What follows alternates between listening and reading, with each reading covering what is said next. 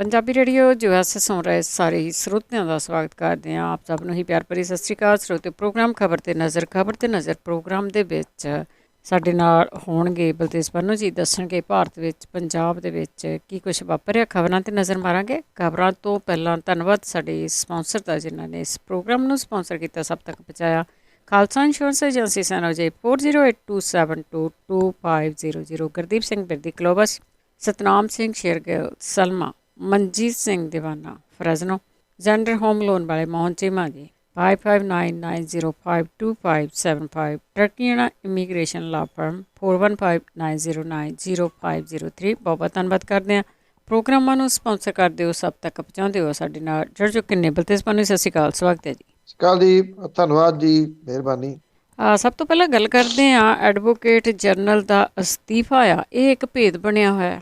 ਬਿਲਕੁਲ ਜੀ, ਐਕਚੁਅਲੀ ਅਟਕਲਾਂ ਜਿਹੜੀਆਂ ਸੀ ਉਹ ਪੂਰਾ ਦਿਨ ਲੱਗਦੀਆਂ ਰਹੀਆਂ ਕਿ ਐਡਵੋਕੇਟ ਜਨਰਲ ਨੇ ਅਸਤੀਫਾ ਦੇਤਾ। ਉਹ ਅਸਤੀਫਾ ਮਨਜ਼ੂਰ ਹੋ ਗਿਆ। ਫਿਰ ਇਹ ਖਬਰਾਂ ਆ ਗਈਆਂ ਨਹੀਂ, ਉਹ ਅਸਤੀਫਾ ਮਨਜ਼ੂਰ ਨਹੀਂ ਹੋਇਆ ਕਿਉਂਕਿ ਨਵਜੋਤ ਸਿੰਘ ਸਿੱਧੂ ਚੰਨੀ ਹੋਰਾਂ ਦੇ ਖਿਲਾਫ ਬੋਲ ਪਿਆ। ਚੰਨੀ ਖਿੱਝ ਗਏ ਤੇ ਉਹਨਾਂ ਨੇ ਇਹ ਕਹਿਤਾ ਜੀ ਕਿ ਨਹੀਂ, ਅਸਤੀਫਾ ਮਨਜ਼ੂਰ ਨਹੀਂ ਕੀਤਾ ਜਾਊਗਾ। ਏਪੀਐਸ ਦਿਓਲ ਦਾ ਅਸਤੀਫਾ ਅਜੇ ਵੀ ਭੇਦ ਬਣਿਆ ਹੋਇਆ। ਦਫ਼ਤਰ ਦੇ ਵਿੱਚੋਂ ਪਹਿਲਾਂ ਇਹ ਚਰਚਾ ਜ਼ੋਰਾਂ ਦੇ ਉੱਤੇ ਸੀਗਾ ਕਿ ਉਹਨੇ ਮੁੱਖ ਮੰਤਰੀ ਨੂੰ ਆਪਣਾ ਅਸਤੀਫਾ ਸੌਂਪ ਦਿੱਤਾ। ਐਡਵੋਕੇਟ ਜਨਰਲ ਨੇ ਸ਼ਾਮ ਹੁੰਦਿਆਂ ਦੇਰ ਸ਼ਾਮ ਇਹ ਗੱਲ ਕਹੀ ਕਿ ਨਹੀਂ, ਮੈਂ ਤਾਂ ਕੋਈ ਅਸਤੀਫਾ ਹੀ ਨਹੀਂ ਦਿੱਤਾ। ਇਹ ਸਿਰਫ ਉਹ ਕਹਿੰਦਾ ਕਿ ਦਬਾਅ ਬਣਾਉਣ ਦੇ ਵਾਸਤੇ ਅਫਵਾਹਾਂ ਫੈਲਾਈਆਂ ਜਾਂਦੀਆਂ ਨੇ। ਉਹਨੇ ਕਿਹਾ ਕਿ ਅਸਤੀਫਾ ਦੇਣ ਵਰਗੀ ਕੋਈ ਗੱਲ ਹੀ ਨਹੀਂ। ਰਿਐਲਿਟੀ ਕੀ ਆ, ਕੋਈ ਬੋਲਣ ਦੇ ਵਾਸਤੇ ਜਿਹੜਾ ਉਹ ਤਿਆਰ ਨਹੀਂ ਗਾ। ਕਹਿੰਦੇ ਆ ਕਿ ਪੰਜਾਬ ਸਰਕਾਰ ਐਡਵੋਕੇਟ ਜਨਰਲ ਨੂੰ ਬਦਲਣ ਦੇ ਰੌਂ ਦੇ ਵਿੱਚ ਤਾਂ ਸੀ, ਪਰ ਇਹਦਾ ਸਿਆਸੀ ਲਾਹਾ ਨਵਜੋਤ ਸਿੱਧੂ ਦੀ ਝੋਲੀ ਵੀ ਨਹੀਂ ਪਾਉਣਾ ਚਾਹੁੰਦੀ। ਚਰਨਜੀਤ ਸਿੰਘ ਚੰਨੀ ਵੀ ਤੇ ਹਾਈ ਕਮਾਂਡ ਵੀ ਕਿਤੇ ਨਾ ਕਿਤੇ ਐਡਵੋਕੇਟ ਜਨਰਲ ਨੂੰ ਤਬਦੀਲ ਕੀਤੇ ਜਾਣ ਦੇ ਮਾਮਲੇ ਦੇ ਉੱਤੇ ਨਵਜੋਤ ਸਿੰਘ ਸਿੱਧੂ ਨੂੰ ਸਿਆਸੀ ਠਿੱਬੀ ਲਾਉਣ ਦੀ ਤਾਕ ਦੇ ਵਿੱਚ ਹੈ ਇਸ ਵੇਲੇ ਚਰਨਜੀਤ ਸਿੰਘ ਚੰਨੀ ਦੀ ਸਰਕਾਰ। ਤੇ ਬਿਨਾਂ ਕਿਸੇ ਸ਼ੱਕ ਦੇ ਚਰਨਜੀਤ ਸਿੰਘ ਚੰਨੀ ਹੋਰਾਂ ਤੋਂ ਬਹੁਤੇ ਕੰਮ ਜਿਹੜੇ ਆ ਮਾਝਾ ਬ੍ਰਿਗੇਡ ਨੇ ਏਦਾਂ ਆਪ ਪਿੱਛੇ ਰਹਿ ਕੇ ਕਰਵਾ ਲੈਣੇ ਆ। ਅਟਕਲਾਂ ਚੱਲਦੀਆਂ ਰਹੀਆਂ, ਅਟਕਲਾਂ ਅਜੇ ਵੀ ਚੱਲੀ ਜਾਂਦੀਆਂ ਨੇ। ਇਹ ਕਿਹਾ ਜਾ ਰਿਹਾ ਕਿ ਪਿਛਲੇ ਦਿਨੀ ਹਾਈ ਕਮਾਂਡ ਦੇ ਨਾਲ ਜਿਹੜੀ ਮੀਟਿੰਗ ਹੋਈ ਉਹਦੇ ਵਿੱਚ ਚਰਨਜੀਤ ਸਿੰਘ ਚੰਨੀ ਹੋਰਾਂ ਦੇ ਨਾਲ ਇਹ ਤੈਅ ਹੋ ਗਿਆ ਸੀਗਾ ਕਿ ਐਡਵੋਕੇਟ ਜਨਰਲ ਨੂੰ ਤਬਦੀਲ ਕਰ ਦਿੱਤਾ ਜਾਵੇ। ਨਵਜੋਤ ਸਿੰਘ ਸਿੱਧੂ ਹੋਰਾਂ ਨੇ ਜਿਹੜੇ ਡੀਜੀਪੀ ਤੇ ਐਡਵੋਕੇਟ ਜਨਰਲ ਦੀ ਨਿਯੁਕਤੀ ਦੇ ਉੱਤੇ ਸਵਾਲ ਖੜੇ ਕੀਤੇ ਸੀ। ਦੇਖੋ, ਇਹ ਨਹੀਂ ਸਮਝ ਆਉਂਦੀ ਕਿ ਏਪੀਐਸ ਦਿਓਲ ਬਣੇ ਕਿਉਂ। ਕਿਉਂਕਿ ਜਦੋਂ ਆ ਪਿਛਲੇ ਦਿਨਾਂ ਦੇ ਵਿੱਚ ਸਰਸੇ ਵਾਲੇ ਦਾ ਮਾਮਲਾ ਚੱਲਦਾ ਸੀਗਾ ਕਿ ਉਹਨੂੰ ਇੱਥੇ ਲੈ ਕੇ ਆਉਣਾ ਜਿਹੜੇ ਵਾਰੰਟ ਦੇ ਉੱਤੇ ਪੁੱਛਗਿੱਛ ਲਈ, ਉਦੋਂ ਐਡਵੋਕੇਟ ਜਨਰਲ ਨੇ ਅਦਾਲਤ ਦੇ ਵਿੱਚ ਇਹ ਗੱਲ ਆਖੀ ਕਿ ਉਹਨੂੰ ਲਿਆਉਣ ਦੀ ਪਰਮਿਸ਼ਨ ਦਿਓ ਇੱਥੇ। ਉਹਦੇ ਵਕੀਲਾਂ ਨੇ ਇਹ ਕਿਹਾ ਕਿ ਡਰ ਇਹ ਆ ਕਿ ਉਹਦੇ ਉੱਤੇ ਉੱਥੇ ਬਿਠਾ ਕੇ ਹੋਰ ਕੇਸ ਪਾ ਦਿੱਤੇ ਜਾਣਗੇ। ਐਡਵੋਕੇਟ ਜਨਰਲ ਨੇ ਅਦਾਲਤ ਦੇ ਵਿੱਚ ਇਹ ਗੱਲ ਕਹੀ ਕਿ ਇਦਾਂ ਕਿੱਦਾਂ ਹੋ ਜਾਊਗਾ, ਇਦਾਂ ਕਿੱਦਾਂ ਕੇਸ ਪਾ ਦਿੱਤੇ ਜਾਣਗੇ। ਤੇ ਫਿਰ ਜਿਹੜੇ ਉਹਦੇ ਵਕੀਲ ਸੀ ਸਰਸੇ ਵਾਲੇ ਦੇ, ਉਹਨਾਂ ਨੇ ਕਿਹਾ ਐਨ ਉਦਾਂ ਜਿਵੇਂ ਜਦੋਂ ਤੁਸੀਂ ਸਮੇਧ ਸੈਣੀ ਦਾ ਕੇਸ ਲੜ ਰਹੇ ਸੀ, ਤੁਸੀਂ ਇਹ ਕਹਿੰਦੇ ਸੀ ਸਮੇਧ ਸੈਣੀ ਨੂੰ ਜੇ ਗ੍ਰਿਫਤਾਰ ਕਰ ਲਿਆ ਤੇ ਸਰਕਾਰ ਨੇ ਉਹਦੇ ਉੱਤੇ ਦੂਜੇ ਹੋਰ ਕੇਸ ਪਾ ਕੇ ਉੱਥੇ ਉਹਨੂੰ ਬਿਠਾ ਦੇਣਾ। ਏਪੀਐਸ ਦੇ ਉਹਨੂੰ ਕੋਈ ਜਵਾਬ ਨਹੀਂ ਆਇਆ। ਦੇਖੋ, ਇਹਨਾਂ ਮਾਮਲਿਆਂ ਦੇ ਉੱਤੇ, ਬੇਅਦਬੀ ਵਾਲੇ ਮਾਮਲਿਆਂ ਦੇ ਉੱਤੇ ਖਾਸ ਤੌਰ ਦੇ ਉੱਤੇ ਏਪੀਐਸ ਦਿਓਲ ਤੋਂ ਕੋਈ ਆਸ ਨਹੀਂ ਗਈ। ਕਿਉਂਕਿ ਇਸ ਕਰਕੇ ਨਹੀਂ ਗਈ ਕਿ ਟੈਕਨੀਕਲੀ ਉਹ ਕੇਸ ਨਹੀਂ ਇਹ ਲੜ ਸਕਣਗੇ। ਟੈਕਨੀਕਲੀ ਇਹ ਕੇਸ ਜਿਹੜੇ ਲਾਏ ਨੇ ਪਬਲਿਕ ਪ੍ਰੋਸੀਕਿਊਟਰ RS ਬੈਂਸ ਵੀ ਨਹੀਂ ਲੜ ਸਕਣਗੇ ਕਿਉਂਕਿ ਉਹਨਾਂ ਨੇ ਵੀ ਬਹਿਬਲ ਵਾਲੇ ਜਿਹੜੀ ਪੀੜਤ ਧਿਰ ਹੈ ਉਹਨੂੰ ਇੱਕ ਵਾਰੀ ਰਿਪਰੈਜ਼ੈਂਟ ਕੀਤਾ ਹੋਇਆ ਅਦਾਲਤ ਦੇ ਵਿੱਚ। ਸੋ ਤਕਨੀਕੀ ਆਧਾਰ ਦੇ ਉੱਤੇ ਉਹ ਵੀ ਨਹੀਂ ਲੜ ਸਕਣਗੇ, ਤਕਨੀਕੀ ਆਧਾਰ ਦੇ ਉੱਤੇ ਏਪੀਐਸ ਦਿਓਲ ਵੀ ਨਹੀਂ ਲੜ ਸਕਣਗੇ। ਬਿਹਤਰ ਤਾਂ ਇਹ ਹੋਵੇ ਕਿ ਇਸ ਅਹੁਦੇ ਦੀ ਕੋਈ ਮਾੜੀ ਮੋਟੀ ਜੇ ਮਰਿਆਦਾ ਬਚਾਉਣੀ ਹੈ ਤਾਂ ਏਪੀਐਸ ਦਿਓਲ ਹੁਰੀ ਆਪ ਹੀ ਲਾਂਭੇ ਹੋ ਜਾਣ, ਪਰ ਉਹ ਹੋਣਗੇ ਨਹੀਂ ਜੀ। ਉਹ ਤਾਂ ਫਿਰ ਦੀਦਾ ਹੀ ਆ, ਦਿਨੋਂ ਦਿਨ ਬਿਆਨ ਜਿਹੜੇ ਬਦਲਦੇ ਇਹਨਾਂ ਦੇ। ਤੇ ਰਾਕੇਸ਼ ਟਕੈਤ ਦੀ ਜੇ ਗੱਲ ਕਰੀਏ, ਉਸਨੇ ਕਿਹਾ ਕਿ 26 ਨਵੰਬਰ ਤੋਂ ਬਾਅਦ ਅੰਦੋਲਨ ਤੇਜ਼ ਕਰਾਂਗੇ। ਦੇਖੋ, ਜਿਹੜੇ ਟਰੈਕਟਰ ਨੇ ਇਹਨਾਂ ਨੂੰ ਉਹ ਤਿਆਰ ਤੱਕ ਕਰਦੇ ਰਹੇ ਆ। ਕਿਸਾਨ ਮਹਾ ਪੰਚਾਇਤਾਂ ਦੇ ਵਿੱਚ ਖਾਸ ਤੌਰ ਦੇ ਉੱਤੇ ਉਹ ਇਹ ਕਹਿੰਦੇ ਰਹੇ ਆ ਕਿ ਟਰੈਕਟਰ ਆਪਣੇ ਤਿਆਰ ਰੱਖਣੇ, ਅਸੀਂ ਸੱਦਾ ਦੇਵਾਂਗੇ। ਜਦੋਂ ਸੱਦਾ ਦੇਵਾਂਗੇ ਉਦੋਂ ਤੁਸੀਂ ਇਹਨਾਂ ਟਰੈਕਟਰਾਂ ਨੂੰ ਲੈ ਕੇ ਦਿੱਲੀ ਦੀਆਂ ਸਰਹੱਦਾਂ ਤੇ ਆਉਣਾ ਹੈ। ਉਦੋਂ ਬਹੁਤੇ ਲੋਕ ਇਹ ਕਹਿੰਦੇ ਸੀਗੇ ਕਿ ਇਹਨਾਂ ਲੋਕਾਂ ਨੂੰ ਸਰਹੱਦਾਂ ਤੱਕ ਲੈ ਕਿਉਂ ਨਹੀਂ ਜਾਂਦੇ ਉੱਥੇ ਦਬਾਅ ਬਣਾਉਣ ਦੇ ਵਾਸਤੇ। ਪਰ ਇਹਦੇ ਵਿੱਚ ਕਿਤੇ ਨਾ ਕਿਤੇ ਦਬਾਅ ਬਣਾਉਣ ਦੀ ਰਣਨੀਤੀ ਕਹੀ ਜਾ ਸਕਦੀ ਹੈ ਰਕੇਸ਼ ਟਕੈਤ ਹੋਰਾਂ ਦੀ। ਹੁਣ ਜਦੋਂ ਕਿ ਇਸੇ ਮਹੀਨੇ ਦੀ 26 ਤਰੀਕ ਨੂੰ 1 ਸਾਲ ਪੂਰਾ ਹੋ ਜਾਊਗਾ ਕਿਸਾਨੀ ਅੰਦੋਲਨ ਨੂੰ, ਉਦੋਂ ਤੱਕ ਦਾ ਅਲਟੀਮੇਟਮ ਦੇ ਦਿੱਤਾ ਰਕੇਸ਼ ਟਕੈਤ ਹੋਰਾਂ ਨੇ। ਉਹਨਾਂ ਨੇ ਇਹ ਗੱਲ ਕਹੀ ਆ ਕਿ ਇਹ 3 ਖੇਤੀ ਕਾਨੂੰਨ ਵਾਪਸ ਲੈਣ ਦਾ 26 ਨਵੰਬਰ ਤੱਕ ਸਮਾਂ ਹੈ ਸਰਕਾਰ ਦੇ ਕੋਲੇ। ਜੇ ਉਹਨੇ ਵਾਪਸ ਨਾ ਲਏ, MSP ਦੀ ਗਰੰਟੀ ਨਾ ਦਿੱਤੀ, ਤਾਂ ਕਿਸਾਨ ਦਿੱਲੀ ਦੇ ਦੁਆਲੇ ਆਪਣੇ ਅੰਦੋਲਨ ਨੂੰ ਹੋਰ ਤਿੱਖਾ ਕਰ ਲੈਣਗੇ ਤੇ ਦਿੱਲੀ ਦੇ ਸਿੰਘੂ, ਟਿੱਕਰੀ ਤੇ ਗਾਜ਼ੀਪੁਰ ਬਾਰਡਰਾਂ ਦੇ ਉੱਤੇ ਲਾਏ ਜਿਹੜੇ ਮੋਰਚੇ ਨੇ ਉਹਨਾਂ ਨੂੰ ਡਬਲ ਟ੍ਰਿਪਲ ਕਰ ਦਿੱਤਾ ਜਾਊਗਾ। ਰਕੇਸ਼ ਟਕੈਤ ਹੋਰਾਂ ਨੇ ਇਹ ਗੱਲ ਕਹੀ ਕਿ ਕੇਂਦਰ ਸਰਕਾਰ ਦੇ ਕੋਲੇ 26 ਤੱਕ ਦਾ ਸਮਾਂ। 27 ਤੋਂ ਕਿਸਾਨ ਪਿੰਡਾਂ ਤੋਂ ਟਰੈਕਟਰਾਂ ਤੇ ਸਵਾਰ ਹੋ ਕੇ ਦਿੱਲੀ ਦੇ 4 ਚੁਫੇਰੇ ਲੱਗੇ ਧਰਨਿਆਂ ਵਾਲੀ ਥਾਂ ਦੇ ਉੱਤੇ ਪਹੁੰਚ ਜਾਣਗੇ। ਪੱਕੀ ਕਿਲੇਬੰਦੀ ਕਰ ਦਿਆਂਗੇ ਤੇ ਕਿਸਾਨ ਅੰਦੋਲਨ ਤੇ ਅੰਦੋਲਨ ਵਾਲੀ ਥਾਂ ਦੇ ਉੱਤੇ ਤੰਬੂਆਂ ਨੂੰ ਹੋਰ ਮਜ਼ਬੂਤ ਕੀਤਾ ਜਾਊਗਾ। ਜਿਹੜੇ ਭਾਰਤੀ ਕਿਸਾਨ ਯੂਨੀਅਨ ਦੇ ਕੋਰ ਬੁਲਾਰੇ ਨੇ ਸੌਰਭ, ਉਹਨੇ ਇਹ ਗੱਲ ਕਹੀ ਆ ਕਿ ਖੇਤੀ ਕਾਨੂੰਨਾਂ ਖਿਲਾਫ, ਕਾਲੇ ਖੇਤੀ ਕਾਨੂੰਨਾਂ ਖਿਲਾਫ ਇਹ ਕਾਨੂੰਨਾਂ ਦੀ ਵਾਪਸੀ ਤੱਕ ਉਹਨਾਂ ਦਾ ਅੰਦੋਲਨ ਜਾਰੀ ਰਹੂਗਾ। ਉਹਨਾਂ ਨੇ ਕਿਹਾ ਕਿ ਮੋਦੀ ਸਰਕਾਰ ਇਹਨਾਂ ਕਾਨੂੰਨਾਂ ਨੂੰ ਵਾਪਸ ਲੈ ਸਕਦੀ ਆ, ਜਦੋਂ ਉਹ ਚਾਹਵੇ ਵਾਪਸ ਲੈ ਸਕਦੀ ਹੈ ਤੇ ਕਿਸਾਨ ਅੰਦੋਲਨ ਉਦੋਂ ਹੀ ਖਤਮ ਹੋ ਜਾਊਗਾ। ਸਰਕਾਰ ਭਾਵੇਂ ਅਗਲੇ 10 ਸਾਲ ਸੱਤਾ ਵਿੱਚ ਬਣੀ ਰਹੇ, ਪਰ ਜਦੋਂ ਤੱਕ ਖੇਤੀ ਕਾਨੂੰਨ ਰੱਦ ਨਹੀਂ ਕੀਤੇ ਜਾਂਦੇ, MSP ਦੀ ਕਾਨੂੰਨੀ ਗਰੰਟੀ ਨਹੀਂ ਮਿਲਦੀ, ਕਿਸਾਨ ਅੰਦੋਲਨ ਜਿਹੜਾ ਉਹ ਜਾਰੀ ਰਹੂਗਾ।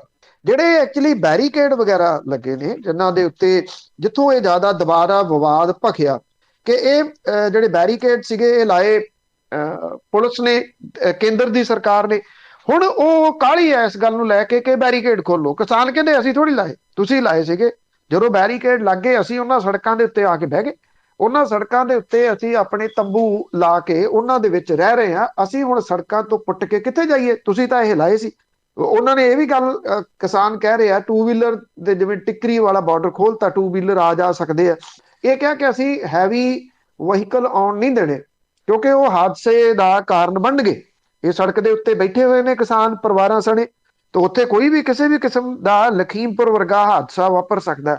ਇਸ ਕਰਕੇ ਕਿਸਾਨ ਇਹ ਗੱਲ ਕਹਿੰਦੇ ਆ ਕਿ ਅਸੀਂ ਇੱਥੋਂ ਸਰਹੱਦਾਂ ਨਹੀਂ ਖੋਲਣੀਆਂ। ਸਰਕਾਰ ਦਬਾਅ ਬਣਾਉਣ ਦੇ ਯਤਨਾਂ ਦੇ ਵਿੱਚ ਹੈ। ਉਹ ਵੱਡੀਆਂ ਵੱਡੀਆਂ JCB ਮਸ਼ੀਨਾਂ ਲਿਆ ਕੇ ਕਿਸਾਨਾਂ ਨੂੰ ਡਰਾਉਂਦੀ ਆ ਕਿ ਦੇਖ ਲਓ, ਜੇ ਆ ਪੱਥਰ ਚੁੱਕ ਕੇ ਪੁੱਟ ਕੇ ਸੁੱਟ ਦਿੱਤੇ ਤੇ ਤੁਹਾਡੇ ਟੈਂਟ ਵੀ ਪੁੱਟ ਕੇ ਸੁੱਟ ਦੇਣਗੇ। ਇਸੇ ਕਰਕੇ ਟਿੱਕਰੀ ਦੇ ਉੱਤੇ ਇੱਕ ਰਾਤ, ਸ਼ੁੱਕਰਵਾਰ ਵਾਲੀ ਰਾਤ ਜਿਹੜੀ ਸੀ, ਉਹ ਇੱਕ ਵਾਰੀ ਸਥਿਤੀ ਖਰਾਬ ਵੀ ਹੋਣ ਲੱਗੀ ਸੀ। ਜਦੋਂ ਇੱਕ ਸੱਦਾ ਦਿੱਤਾ ਤੇ ਨਾਲ ਦੀ ਨਾਲ ਹਰਿਆਣੇ ਤੋਂ ਫੇਰ ਵੱਡੀ ਗਿਣਤੀ ਦੇ ਵਿੱਚ ਕਿਸਾਨ ਟਿੱਕਰੀ ਵਾਲੇ ਬਾਰਡਰ ਨੂੰ ਤੁਰ ਪਏ ਤੇ ਸਮੇਟ ਕੇ ਆਪਣਾ ਸਾਰਾ ਕੁਝ, ਜਿਹੜੇ ਪ੍ਰਸ਼ਾਸਨ ਵਾਲੇ ਸੀ ਉਹ ਫਿਰ ਭੱਜ ਗਏ ਉਹਨਾਂ ਦੇ ਆਉਣ ਤੋਂ ਪਹਿਲਾਂ। ਇਹ ਦਬਾਅ ਦੇ ਤਰੀਕੇ ਨੇ। ਔਰ ਜੇ ਦਬਾਅ 27 ਤੱਕ, ਕਿਉਂਕਿ ਲਾਮਬੰਦ ਕਰਕੇ ਉਦੋਂ ਤੱਕ ਕਣਕਾਂ ਵਗੈਰਾ ਵੀ ਬੀਜੀਆਂ ਜਾਣੀਆਂ ਨੇ, ਜੇ ਉੱਥੇ ਸਰਹੱਦਾਂ ਦੇ ਉੱਤੇ ਪਹੁੰਚ ਜਾਂਦੇ ਆ ਤੇ ਇੱਕ ਵਾਰੀ ਫੇਰ ਸਰਕਾਰ ਦੇ ਉੱਤੇ ਵੱਡਾ ਦਬਾਅ ਹੋਰ ਬਣ ਚੁੱਕਾ ਜੀ। ਤੇ ਅੱਗੇ ਬਿਜਲੀ ਦਾ ਤਾਂ ਰੌਲਾ ਗੌਲਾ ਸਦਾ ਹੀ ਰਹਿੰਦਾ ਹੀ ਆ। ਹੁਣ ਸਸਤੀ ਬਿਜਲੀ ਮੇਰੇ ਖਿਆਲ 'ਚ ਮੁੱਖ ਮੰਤਰੀ ਵੇਚ ਰਹੇ ਆ, ਉਸ ਨੂੰ ਲੈ ਕੇ ਵਿਰੋਧੀ ਧਿਰਾਂ ਦਾ ਸਰਕਾਰ ਤੇ ਨਿਸ਼ਾਨਾ। ਦੇਖੋ, ਜਿਹੜੇ ਕੱਲ ਐਲਾਨ ਕੀਤੇ ਆ, ਜੇ ਇਹਦੇ ਵਿੱਚ ਕੋਈ ਹਿਡਨ ਏਜੰਡਾ ਨਹੀਂ ਹੈਗਾ ਤੇ ਇਹ ਇੱਕ ਚੰਗਾ ਫੈਸਲਾ। ਲੋਕ ਬਹੁਤ ਪਰੇਸ਼ਾਨ ਨੇ ਮਹਿੰਗੀ ਬਿਜਲੀ ਤੋਂ, ਪਰ ਇਹਦੇ ਵਿੱਚ ਥੋੜੀਆਂ ਜਿਹੀਆਂ ਜਿਹੜੀਆਂ ਚੀਜ਼ਾਂ ਸ਼ੱਕ ਇਹ ਪੈਦਾ ਕਰਦੀਆਂ ਨੇ ਕਿ ਇਹ ਕਹਿਤਾ ਕਿ ਅੱਜ ਤੋਂ ਇਹ ਬਿਜਲੀ ਲਾਗੂ ਹੁੰਦੀ ਆ। ਇਹ ਵੀ ਕਹਿਤਾ ਕਿ ਸਾਨੂੰ, ਅਸੀਂ ਪ੍ਰਾਈਵੇਟ ਬਿਜਲੀ ਖਰੀਦ ਲਈ ਬਾਹਰੋਂ 2 ਰੁਪਏ 65 ਪੈਸੇ। ਇਹ ਪਹਿਲਾਂ ਵੀ ਖਰੀਦੀ ਜਾ ਸਕਦੀ ਸੀ। ਗੋਇੰਦਵਾਲ ਸਾਹਿਬ ਜਿਹੜਾ ਥਰਮਲ ਪਲਾਂਟ ਹੈ ਉਹਦਾ ਸਮਝੌਤਾ ਰੱਦ ਕਰ ਦਿੱਤਾ। ਬਾਕੀਆਂ ਦਾ ਇਹ ਕਹਿਤਾ ਕਿ 8 ਨਵੰਬਰ ਨੂੰ ਜਿਹੜਾ ਸੈਸ਼ਨ ਹੋ ਰਿਹਾ ਉਹਦੇ ਵਿੱਚ ਅਸੀਂ ਇਹ ਸਮਝੌਤੇ ਬਿਜਲੀ ਕੰਪਨੀਆਂ ਦੇ ਨਾਲ ਕੀਤੇ ਪਾਵਰ ਪਰਚੇਜ਼ ਐਗਰੀਮੈਂਟ ਦੇ ਤਹਿਤ ਰੱਦ ਕਰਾਂਗੇ। ਇਹ ਸਭ ਨੂੰ ਪਤਾ ਹੈ ਕਿ ਇਹ ਸਮਝੌਤੇ ਸਿਰਫ ਵਿਧਾਨ ਸਭਾ ਦੇ ਵਿੱਚ ਰੱਦ ਕਰਕੇ ਰੱਦ ਨਹੀਂ ਹੋਣੇ। ਇਹ ਸਮਝੌਤੇ ਸੁਖਬੀਰ ਸਿੰਘ ਬਾਦਲ ਹੋਰਾਂ ਨੇ, ਅਕਾਲੀ ਭਾਜਪਾ ਸਰਕਾਰ ਨੇ ਇੰਨੇ ਸਖਤ ਕੰਪਨੀਆਂ ਦੇ ਹੱਕ ਦੇ ਵਿੱਚ ਕੀਤੇ ਆ ਕਿ ਇਹ ਏਡੇ ਸੌਖੇ ਨਹੀਂਗੇ। ਹਾਂ, ਵਿਧਾਨ ਸਭਾ ਦੇ ਵਿੱਚ ਜੇ ਰੱਦ ਕਰ ਦਿੱਤੇ ਜਾਂਦੇ ਆ ਇਹ, ਤੇ ਜਦੋਂ ਅਦਾਲਤ ਦੇ ਵਿੱਚ ਇਹ ਮਾਮਲਾ ਜਾਣਾ ਹੀ ਜਾਣਾ। ਜਦੋਂ ਸਰਕਾਰ ਅਦਾਲਤ ਦੇ ਵਿੱਚ ਜਾਊਗੀ ਤੇ ਉੱਥੇ ਉਹਨੂੰ ਘੱਟੋ ਘੱਟ ਉਹ ਇਹ ਜ਼ਰੂਰ ਕਹਿ ਸਕਦੀ ਆ ਕਿ ਦੇਖੋ, ਵਿਧਾਨ ਸਭਾ ਦੇ ਵਿੱਚ ਅਸੀਂ ਰੱਦ ਕੀਤੇ ਹੋਏ ਆ। ਜੇ ਜਿਵੇਂ ਕਿਹਾ ਜਾ ਰਿਹਾ ਕਿ ਅੱਜ ਤੋਂ ਇਹ ਫੈਸਲਾ ਲਾਗੂ ਆ, ਇੱਕ ਬਿੱਲ ਆਉਣਾ ਇਸ ਹਿਸਾਬ ਦੇ ਨਾਲ, 2 ਮਹੀਨਿਆਂ ਬਾਅਦ ਬਿੱਲ ਆਉਂਦਾ ਇੱਥੇ। 20 ਦਸੰਬਰ ਤੋਂ ਬਾਅਦ ਕਿਸੇ ਵੇਲੇ ਵੀ ਚੋਣ ਜ਼ਾਬਤਾ ਲੱਗ ਜਾਣਾ 40 ਕੁ ਦਿਨ ਦਾ ਸਮਾਂ, 40 38 39 ਇੰਨੇ ਕੁ ਦਿਨ ਦਾ ਸਮਾਂ ਮਿਲਦਾ ਹੁੰਦਾ ਇਲੈਕਸ਼ਨਾਂ ਲਈ। ਇਹਦਾ ਮਤਲਬ ਉਦੋਂ ਤੱਕ ਆਉਣਾ ਤੇ ਉਦੋਂ ਬਾਅਦ ਚੋਣ ਜ਼ਾਬਤਾ ਲੱਗਣ ਤੋਂ ਬਾਅਦ ਜੇ ਕੇਂਦਰ ਮਾਫ ਕਰਨਾ ਜਿਹੜੀ ਹਾਈ ਕੋਰਟ ਹੈ ਉਹ ਕੋਈ ਇਦਾਂ ਦਾ ਫੈਸਲਾ ਦੇਣ ਦੀ, ਸਟੇ ਲਾਉਣ ਦੀ ਇਸ ਫੈਸਲੇ ਦੇ ਉੱਤੇ, ਸਰਕਾਰ ਕਹੂ ਅਸੀਂ ਦੇਖੋ ਦਿੱਤਾ ਸੀਗਾ ਹੁਣ ਸਟੇ ਲੱਗ ਗਿਆ ਅਸੀਂ ਕੀ ਕਰੀਏ। ਇਸ ਕਰਕੇ ਉਹਦੇ ਪਿੱਛੇ ਹਿਡਨ ਜ਼ਰੂਰ ਹੋ ਸਕਦਾ।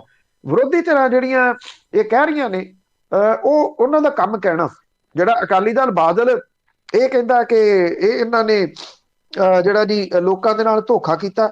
ਧੋਖਾ ਤਾਂ ਅਕਾਲੀ ਦਲ ਬਾਦਲ ਨੇ ਕੀਤਾ ਨਾ, ਜਦੋਂ ਇਹ ਸਾਈਨ ਕੀਤੇ ਆ ਉਦੋਂ ਉਹਨਾਂ ਨੇ ਕਿੰਨਾ ਕੁ ਪੰਜਾਬੀਆਂ ਦੇ ਵਾਸਤੇ, ਹਿੱਤਾਂ ਦੇ ਵਾਸਤੇ ਸੋਚਿਆ। 25-25 ਸਾਲ ਦੇ ਵਾਸਤੇ ਸਮਝੌਤੇ ਜਿਹੜੇ ਉਹ ਕਰ ਦਿੱਤੇ। ਆਮ ਆਦਮੀ ਪਾਰਟੀ ਨੇ ਜਿਹੜਾ ਉਹਨਾਂ ਦੇ ਪ੍ਰੈਸ ਕਾਨਫਰੰਸ ਕਰਦਾ ਰਾਘਵ ਚੱਡਾ, ਉਹਨੇ ਦਿੱਲੀ ਤੋਂ ਬਹਿ ਕੇ ਪ੍ਰੈਸ ਕਾਨਫਰੰਸ ਕੀਤੀ ਇਸ ਮਾਮਲੇ ਦੇ ਉੱਤੇ। ਮਤਲਬ ਕਿ ਆਮ ਆਦਮੀ ਪਾਰਟੀ ਦੇ ਕੋਲੇ ਕੋਈ ਬੁਲਾਰਾ ਪੰਜਾਬ ਦੇ ਵਿੱਚ ਹੈ ਹੀ ਨਹੀਂਗਾ ਜਿਹੜਾ ਪਾਵਰ ਪਰਚੇਜ਼ ਐਗਰੀਮੈਂਟ ਦੇ ਉੱਤੇ ਆਪਣਾ ਪ੍ਰਤੀਕਰਮ ਦੇ ਸਕੇ। ਮਤਲਬ ਕਿ ਉਹ ਜਾਂ ਉਹ ਕਿਸੇ ਨੂੰ ਇਹਦੇ ਕਾਬਲ ਹੀ ਨਹੀਂ ਸਮਝਦੇ, ਇਸ ਕਰਕੇ ਉਹ ਤੋਂ ਦਿੱਲੀ ਤੋਂ ਬਹਿ ਕੇ ਉਹਦੇ ਉੱਤੇ ਪ੍ਰਤੀਕਰਮ ਜਿਹੜਾ ਉਹ ਦੇ ਰਿਹਾ। ਸਵਾਲ ਇਹ ਆ ਕਿ ਜਿਹੜੇ ਕਿਉਂਕਿ ਚਰਨਜੀਤ ਸਿੰਘ ਚੰਨੀ ਹੋਰਾਂ ਨੇ ਮਾਰਿਆ ਤਾਂ ਮਾਸਟਰ ਸਟ੍ਰੋਕ ਆ ਇਹ, ਕਿ ਇਹਦੇ ਨਾਲ ਜਿਹੜੀਆਂ ਵਿਰੋਧੀ ਧਿਰਾਂ ਨੇ ਉਹਨਾਂ ਤੋਂ ਮੁੱਦਾ ਇਹ ਖੋਲਿਆ। ਅਰਵਿੰਦ ਕੇਜਰੀਵਾਲ ਹੋਰਾਂ ਨੇ 300 ਯੂਨਿਟ ਮੁਫਤ ਵਾਲੀ ਗੱਲ ਕੀਤੀ ਸੀ ਤੇ ਸੁਖਬੀਰ ਸਿੰਘ ਬਾਦਲ ਹੋਰਾਂ ਨੇ 400 ਵਾਲੀ ਮੁਫਤ ਗੱਲ ਕੀਤੀ ਸੀ। ਚਰਨਜੀਤ ਸਿੰਘ ਚੰਨੀ ਹੋਰਾਂ ਨੇ ਇੱਕ ਗੱਲ ਜਿਹੜੀ ਕਹੀ, ਜੇ ਉਹ ਸਹੀ ਹੈ ਤੇ ਉਹ ਬਹੁਤ ਇੱਕ ਤੰਦਰੁਸਤ ਗੱਲ ਹੈ। ਉਹਨਾਂ ਨੇ ਇਹ ਗੱਲ ਕਹੀ ਕਿ ਅਸੀਂ ਇੱਕ ਸਰਵੇ ਕਰਾਇਆ ਵੀ ਮੁਫਤ ਬਿਜਲੀ ਦਈਏ ਜਾਂ ਰੇਟ ਠੀਕ ਕਰੀਏ, ਤਾਂ ਉਹ ਕਹਿੰਦੇ ਲੋਕਾਂ ਨੇ ਇਹ ਕਿਹਾ ਸਾਨੂੰ ਮੁਫਤ ਨਹੀਂ ਚਾਹੀਦੀ, ਤੁਸੀਂ ਰੀਜ਼ਨੇਬਲ ਰੇਟਾਂ ਦੇ ਉੱਤੇ ਸਾਨੂੰ ਬਿਜਲੀ ਦੇ ਦਿਓ ਪ੍ਰੋਪਰ, ਸਾਡੇ ਤੋਂ ਪੈਸੇ ਲੈ ਲਓ। ਜੇ ਇਹ ਸਰਵੇ ਠੀਕ ਹੈ ਚਰਨਜੀਤ ਸਿੰਘ ਚੰਨੀ ਹੋਰਾਂ ਦਾ ਬਣੀ ਤੇ ਸਮਝਿਆ ਜਾ ਸਕਦਾ ਕਿ ਪੰਜਾਬ ਦੇ ਕੁਝ % ਲੋਕ ਹੀ ਸਹੀ ਉਹ ਸਹੀ ਪਾਸੇ ਵੱਲ ਨੂੰ ਤੁਰ ਪਏ। ਮੁਫਤ ਨੇ ਪੰਜਾਬ ਡੁੱਬਿਆ। ਪੰਜਾਬ ਦੀ ਅੱਜ ਮੌਜੂਦਾ ਸਥਿਤੀ ਮੁਫਤ ਕਰਕੇ ਹੀ ਆਈ ਹੈ। ਕੋਈ ਵੀ ਚੀਜ਼ ਕਦੇ ਮੁਫਤ ਨਹੀਂ ਹੁੰਦੀ, ਜੇ ਹੁੰਦੀ ਹੈ ਤਾਂ ਉਹ ਸਰਕਾਰ ਨਹੀਂ ਦਿੰਦੀ, ਕੋਈ ਸਿਆਸੀ ਪਾਰਟੀ ਨਹੀਂ ਦਿੰਦੀ, ਉਹ ਲੋਕਾਂ ਦੇ ਸਿਰਾਂ ਤੋਂ ਹੀ ਜਿਹੜੀ ਉਹ ਬਣਨੀ ਹੁੰਦੀ ਹੈ।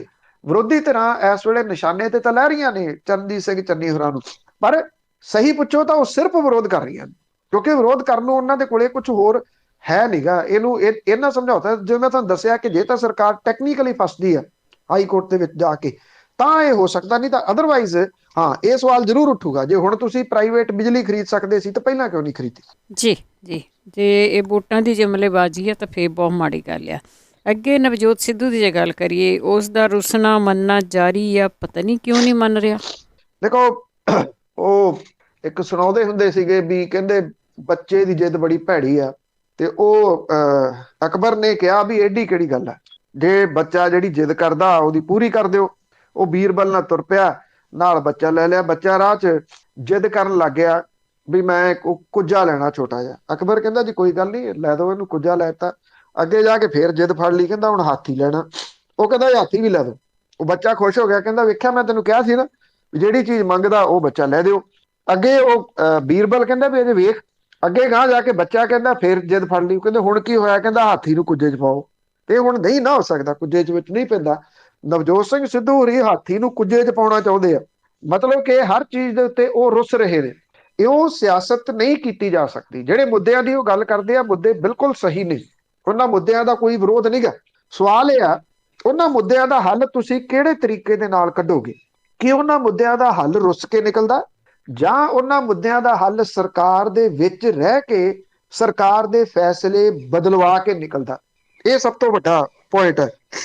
ਹੁਣ ਕੱਲ ਨਵਜੋਤ ਸਿੰਘ ਸਿੱਧੂ ਹੋਰਾਂ ਨੇ ਇਹ ਗੱਲ ਕਹਿ ਦਿੱਤੀ ਕਿ 2 ਮਹੀਨੇ ਰਹਿੰਦੇ ਵੋਟਾਂ ਦੇ ਵਿੱਚ ਤੇ ਲੋਕਾਂ ਨੂੰ ਸਸਤੀ ਤੇ ਮੁਫਤ ਚੀਜ਼ਾਂ ਦੇਣੀਆਂ ਸ਼ੁਰੂ ਕਰ ਦਿੱਤੀਆਂ ਨੇ। ਇਹ ਕਹਿ ਕੇ ਪੰਜਾਬ ਨੂੰ ਦਲਦਲ ਦੇ ਵਿੱਚੋਂ ਕੌਣ ਕੱਢੂਗਾ, ਤੇ ਇਹ ਇਹਨਾਂ ਲੋਕਾਂ ਦੇ ਕੋਲੇ ਰੋਡ ਮੈਪ ਕੀ ਆ। ਦੇਖਿਆ ਜਾਵੇ ਤਾਂ ਨਵਜੋਤ ਸਿੰਘ ਸਿੱਧੂ ਹੋਰਾਂ ਦੇ ਕੋਲੇ ਰੋਡ ਮੈਪ ਕੀ ਆ, ਇਹ ਵੀ ਬੜਾ ਵੱਡਾ ਪੁਆਇੰਟ ਹੈ। ਜੇ ਉਹਨਾਂ ਦੇ ਕੋਲੇ ਕੋਈ ਰੋਡ ਮੈਪ ਹੈ ਤੇ ਉਹਨਾਂ ਨੇ ਇਹਨੂੰ ਇੰਪਲੀਮੈਂਟ ਕਿਵੇਂ ਕਰਵਾਉਣਾ। ਇੰਪਲੀਮੈਂਟ ਜਦੋਂ ਤੁਸੀਂ ਕਰਵਾਓਗੇ ਤਾਂ ਉਹ ਸਿਸਟਮ ਦੇ ਰਾਹੀਂ ਕਰਵਾਓਗੇ ਨਾ, ਇੱਕ ਢਾਂਚੇ ਦੇ ਰਾਹੀਂ ਕਰਵਾਓਗੇ। ਜਾਂ ਤਾਂ ਓਪਨਲੀ ਇਹ ਗੱਲ ਕਹਿਣ ਵੀ ਮੈਨੂੰ ਮੁੱਖ ਮੰਤਰੀ ਬਣਾਓ, ਜੇ ਇਹ ਗੱਲ ਕਹਿੰਦੇ ਆ ਤਾਂ ਫਿਰ ਉਹਨਾਂ ਦੀ ਪਾਰਟੀ ਵੀ ਸੋਚੇ ਇਹਦੇ ਬਾਰੇ, ਉਹਦੇ ਵਾਸਤੇ ਪੰਜਾਬ ਵਾਲੇ ਵੀ ਸੋਚਣ। ਆਫਟਰ ਆਲ ਬਣਨਾ ਤਾਂ ਉਹਨਾਂ ਨੇ ਮੁੱਖ ਮੰਤਰੀ ਹੈ ਨਾ, ਮੁੱਖ ਮੰਤਰੀ ਬਣ ਕੇ ਇਹ ਸਾਰਾ ਕੁਝ ਜਿਹੜਾ ਉਹ ਕਰਨਾ। ਪਰ ਉਹਦੇ ਵਾਸਤੇ ਇੱਕ ਜਿਹੜਾ ਵੱਡਾ ਪੁਆਇੰਟ ਇਹ ਹੋਊਗਾ ਕਿ ਜਿਹੜੀ ਸਰਕਾਰ ਚੱਲਦੀ ਆ ਉਹ ਵੀ ਇੱਕ ਟੀਮ ਵਰਕ ਹੁੰਦਾ, ਵਨ ਮੈਨ ਸ਼ੋਅ ਨਹੀਂ ਹੁੰਦੀ। ਜੇ ਨਵਜੋਤ ਸਿੰਘ ਸਿੱਧੂ ਹੋਰੀ ਮੁੱਖ ਮੰਤਰੀ ਵੀ ਬਣਦੇ ਆ, ਉਹਨਾਂ ਨੂੰ ਟੀਮ ਵਾਲਿਆਂ ਨੂੰ ਨਾਲ ਤਾਂ ਤੋਰਨਾ ਪਊਗਾ। ਜਿਹੜੀ ਬਾਡੀ ਲੈਂਗੁਏਜ ਨਵਜੋਤ ਸਿੰਘ ਸਿੱਧੂ ਹੋਰਾਂ ਦੀ ਆ ਅਜੇ ਵੀ ਉਹ ਇਸ ਤਰ੍ਹਾਂ ਦੀ ਆ ਕਿ ਉਹ ਕਿਸੇ ਨੂੰ ਨਾਲ ਲੈ ਕੇ ਲੱਗਦਾ ਤੁਰ ਹੀ ਨਹੀਂ ਸਕਦੇ ਜੀ। ਉਹਨਾਂ ਦੀ ਸਮੱਸਿਆ ਸਭ ਤੋਂ ਵੱਡੀ ਇਹ ਬਣੀ ਹੋਈ ਆ ਕਿ ਉਹ ਟੀਮ ਦੇ ਵਿੱਚ ਕੰਮ ਨਹੀਂ ਕਰ ਸਕਦੇ ਜੀ। ਤੇ ਅੱਗੇ ਗੱਲ ਕਰਦੇ ਹੈਗੇ ਆ ਕਰੂਜ਼ ਡਰੱਗ ਮਾਮਲੇ ਦੇ ਵਿੱਚ, ਉੱਥੇ ਹੁਣ ਇੱਕ ਦੂਜੇ ਦੇ ਉੱਤੇ ਨਿੱਜੀ ਇਲਜ਼ਾਮ ਲੱਗਣੇ ਸ਼ੁਰੂ ਹੋ ਗਿਆ ਕਿ ਗੇਮ ਦਾ ਹੀ ਨਹੀਂ ਪਤਾ ਲੱਗਦਾ ਕੀ ਹੈ। ਦੇਖੋ ਇਹ ਸਭ ਨੂੰ ਪਤਾ ਹੈ ਕਿ ਇਹ ਹੈ ਪੋਲੀਟੀਕਲ ਗੇਮ ਹੈ, ਬਹੁਤ ਵੱਡੀ ਗੇਮ ਹੈ। ਇਹਦੇ ਵਿੱਚ ਕਰਪਸ਼ਨ ਵੀ ਇਨਵੋਲਵ ਹੈ। ਇਹ ਇੱਕ ਕਿਸਮ ਦੇ ਨਾਲ NCP Shiv Sena versus Bharatiya Janata party ਹੈ।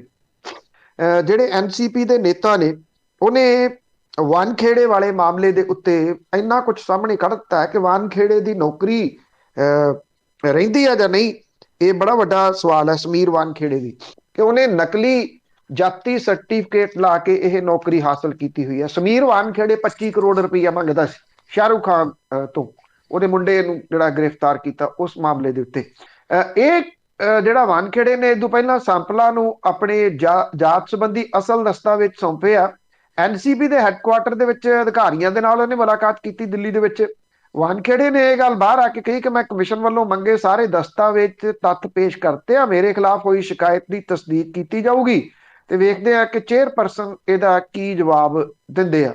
ਜਿਹੜਾ ਉਹਦੇ ਉੱਤੇ ਆਰਜੀ ਐਸਸੀ ਕੋਟੇ ਤਹਿਤ ਅਫਸਰ ਵਜੋਂ ਫਰਜ਼ੀ ਜਾਤ ਸਰਟੀਫਿਕੇਟ ਦੇ ਕੇ ਨੌਕਰੀ ਲੈਣ ਦੇ ਦੋਸ਼ ਜਿਹੜੇ ਲੱਗੇ ਸੀਗੇ, ਉਸ ਤੋਂ ਬਾਅਦ ਉਹਨੇ ਇਹ ਗੱਲ ਕਹੀ ਆ ਕਿ ਮੈਂ ਅਸਲੀ ਸਰਟੀਫਿਕੇਟ ਜਿਹੜੇ ਦਿੱਤੇ ਆ ਤੇ ਇਹਨਾਂ ਨੇ ਹੁਣ ਉਹਦਾ ਫੈਸਲਾ ਕਰਨਾ। ਦੂਜੇ ਪਾਸੇ ਐਨਸੀਪੀ ਦੇ ਜਿਹੜੇ ਆਗੂ ਨੇ ਨਵਾਬ ਮਲਿਕ, ਉਹਨਾਂ ਨੇ ਸਾਬਕਾ ਮੁੱਖ ਮੰਤਰੀ ਦਵਿੰਦਰ ਫੜਨਵੀਸ ਦੀ ਪਤਨੀ ਅੰਮ੍ਰਿਤਾ ਫੜਨਵੀਸ ਦੀਆਂ ਤਸਵੀਰਾਂ ਟਵੀਟ ਕਰਕੇ ਭਾਜਪਾ ਦੇ ਨਾਰਕੋਟਿਕਸ ਡੀਲਰ ਦੇ ਨਾਲ ਕਥਿਤ ਸਬੰਧ ਜੋੜਨ ਦੀ ਕੋਸ਼ਿਸ਼ ਕੀਤੀ ਆ। ਉਹਨਾਂ ਨੇ ਜਿਹੜੇ ਕੁਝ ਸਮਗਲਰ ਨੇ ਉਹਦੇ ਨਾਲ ਉਹਨਾਂ ਦੀਆਂ ਤਸਵੀਰਾਂ ਜਾਰੀ ਕਰ ਦਿੱਤੀਆਂ ਨੇ। ਦਵਿੰਦਰ ਫੜਨਵੀਸ ਨੇ ਇਹ ਕਿਹਾ ਕਿ ਨਵਾਬ ਮਲਿਕ ਦੇ ਟਵੀਟ ਤੋਂ ਉਹਨਾਂ ਦੀ ਮਾਨਸਿਕਤਾ ਦਾ ਪਤਾ ਲੱਗਦਾ। ਦਾਅਵਾ ਇਹ ਕੀਤਾ ਕਿ ਉਹ ਵੀ ਦੀਵਾਲੀ ਤੋਂ ਬਾਅਦ ਮੰਤਰੀ ਦੇ ਅੰਡਰਵਰਲਡ ਦੇ ਨਾਲ ਸੰਬੰਧਾਂ ਦਾ ਖੁਲਾਸਾ ਕਰਕੇ ਵੱਡਾ ਬੰਬ ਧਮਾਕਾ ਕਰਨਗੇ। ਫੜਨਵੀਸ ਕਹਿੰਦਾ ਕਿ ਅਜੇ ਤਾਂ ਮੈਂ ਫੁੱਲ ਝੜੀ ਚਲਾਈ ਆ, ਬੰਬ ਤਾਂ ਅਜੇ ਮੈਂ ਚਲਾਉਣਾ। ਮਤਲਬ ਕਿ ਫੁੱਲ ਝੜੀ ਜਿਹੜੀ ਆ ਉਹ ਸ਼ਾਹਰੁਖ ਖਾਨ ਦੇ ਮੁੰਡੇ ਨੂੰ ਕਹਿ ਰਿਹਾ ਤੇ ਬੰਬ ਕੀ ਚਲਾਉਣਾ। ਕਰੂਜ਼ ਦੇ ਡਰੱਗ ਮਾਮਲੇ ਦੇ ਵਿੱਚ ਜਿਹੜਾ ਨਾਰਕੋਟਿਕਸ ਕੰਟਰੋਲ ਬਿਊਰੋ ਆ ਇਹਨੂੰ ਲਗਾਤਾਰ ਨਿਸ਼ਾਨਾ ਬਣਾ ਰਹੇ ਨਵਾਬ ਮਲਿਕ ਨੇ ਦਵਿੰਦਰ ਫੜਨਵੀਸ ਦੀ ਪਤਨੀ ਦੀਆਂ ਡਰੱਗ ਤਸਕਰ ਦੇ ਨਾਲ ਤਸਵੀਰਾਂ ਸਾਂਝੀਆਂ ਕੀਤੀਆਂ ਨੇ ਔਰ ਉਹਨਾਂ ਨੇ ਇਹ ਟਵੀਟ ਕਰਕੇ ਕਿਹਾ ਕਿ ਭਾਜਪਾ ਤੇ ਨਸ਼ਾ ਤਸਕਰਾਂ ਦੇ ਵਿਚਕਾਰ ਸੰਬੰਧਾਂ ਤੇ ਆਓ ਚਰਚਾ ਕਰੀਏ। ਇਹਦੇ ਨਾਲ ਚਰਚਾ ਤਾਂ ਵੱਡੀ ਜਿਹੜੀ ਉਹ ਛਿੜ ਪਈ। ਐਕਚੁਅਲੀ ਕੀ ਆ, ਜਿਹੜੇ ਲੋਕ ਇਹ ਫਿਲਮ ਇੰਡਸਟਰੀ ਦੇ ਬਾਰੇ ਦੇ ਵਿੱਚ ਜਾਣਦੇ ਆ ਉਹਨਾਂ ਨੂੰ ਸਭ ਨੂੰ ਪਤਾ ਹੈ ਕਿ ਐਕਸਟੋਰਸ਼ਨ, ਡਰੱਗ, ਇਹ ਚੀਜ਼ਾਂ ਜਿਹੜੀਆਂ ਉੱਥੇ ਬਹੁਤ ਵੱਡੇ ਪੱਧਰ ਦੇ ਉੱਤੇ ਨੇ। ਇਹਨਾਂ ਨੂੰ ਤੁਸੀਂ ਅੱਖੋਂ ਪਰੋਖੇ ਕਰ ਹੀ ਨਹੀਂ ਸਕਦੇ। ਇੱਕ ਤਾਂ ਮਹੀਨਾ ਦੇਣਾ ਪੈਂਦਾ ਪੁਲਿਸੀਆਂ ਨੂੰ, ਜਾਂ ਜਿਹੜੇ ਡਰੱਗ ਜਿਹੜੀ ਆ ਰੇਪ ਪਾਰਟੀਆਂ ਦੇ ਵਿੱਚ ਚੱਲਦੀ ਆ, ਨਹੀਂ ਤਾਂ ਫਿਰ ਜਿਹੜੇ ਮਹੀਨਾ ਲੈਣ ਵਾਲੇ ਆ ਉਹਨਾਂ ਨੇ ਫਸਾ ਲਿਆ ਨਾ। ਸ਼ਾਹਰੁਖ ਖਾਨ ਦੇ ਮੁੰਡੇ ਕੋਲ ਕੁਝ ਡਰੱਗ ਤਾਂ ਮਿਲੀ ਨਹੀਂ, 22 ਦਿਨ ਉਹਦੇ ਜੇਲ੍ਹ ਦੇ ਵਿੱਚ ਲਵਾ ਦਿੱਤੇ, ਸਭ ਤੋਂ ਵੱਡੇ ਵਕੀਲ ਕਰਨੇ ਪੈ ਗਏ। ਸਵਾਲ ਇਹਦੇ ਵਿੱਚ ਇਹ ਆ, ਸ਼ਾਹਰੁਖ ਖਾਨ ਕੋਲੇ ਪੈਸਾ ਬਹੁਤ ਹੈ, ਉਹਨੇ ਇਹ ਵਕੀਲ ਕਰ ਲਏ। ਜੇ ਕੋਈ ਆਮ ਬੰਦਾ ਹੁੰਦਾ ਉਹ ਤਾਂ ਇਸ ਮਾਮਲੇ ਦੇ ਵਿੱਚੋਂ ਨਿਕਲ ਹੀ ਨਾ ਸਕਦਾ। ਇਸ 'ਚ ਤਾਂ ਕੋਈ ਸ਼ੱਕ ਨਹੀਂ ਜੀ। ਤੇ ਅੱਗੇ ਗੱਲ ਕਰਦੇ ਹਾਂ, ਗਦਰੀ ਬਾਬਿਆਂ ਦੇ ਮੇਲੇ ਤੇ ਵੀ ਕਿਸਾਨਾਂ ਦਾ ਮੁੱਦਾ ਭਾਰੂ ਰਿਹਾ। ਦੇਖੋ, ਤਾਂ ਪਹਿਲਾਂ ਤਾਂ ਕਰੋਨਾ ਦੇ ਵਿੱਚ ਲੰਘ ਗਏ 2 ਸਾਲ, ਇਸ ਵਾਰੀ ਫੇਰ ਵੱਡੀ ਰੌਣਕ ਗਦਰੀ ਬਾਬਿਆਂ ਦੇ ਮੇਲੇ ਦੇ ਉੱਤੇ ਜਲੰਧਰ ਦੇ ਵਿੱਚ ਲੱਗੀ ਜੀ। ਕਿਤਾਬਾਂ ਦੀ ਜਿਹੜੀ ਪ੍ਰਦਰਸ਼ਨੀ ਸੀ ਉੱਥੇ ਬਹੁਤ ਵੱਡੀ ਭੀੜ ਰਹੀ ਔਰ ਲੋਕਾਂ ਨੇ ਬਹੁਤ ਸਾਰੀਆਂ ਕਿਤਾਬਾਂ ਇੱਥੇ ਖਰੀਦੀਆਂ ਜੀ। ਖਾਸ ਤੌਰ ਦੇ ਉੱਤੇ ਮਹਾਨ ਕੋਸ਼ ਦਾ ਵੱਡੀ ਗਿਣਤੀ ਦੇ ਵਿੱਚ ਜਿਹੜਾ ਲੋਕਾਂ ਦੇ ਵੱਲੋਂ ਖਰੀਦਿਆ ਜਾਣਾ, ਇਹ ਵੀ ਆਪਣੇ ਆਪ ਦੇ ਵਿੱਚ ਇੱਕ ਚੰਗਾ ਰੁਝਾਨ ਕਿਹਾ ਜਾ ਸਕਦਾ। ਲੋਕਾਂ ਨੇ ਕਿਤਾਬਾਂ ਖਰੀਦੀਆਂ। ਓਵਰਆਲ ਜੇ ਦੇਖੀਏ ਤੇ ਭਾਸ਼ਣਾਂ ਵਾਲੇ ਮਾਮਲੇ ਦੇ ਉੱਤੇ ਕਿਸਾਨ ਮੁੱਦਾ ਬਹੁਤ ਭਾਰੂ ਰਿਹਾ।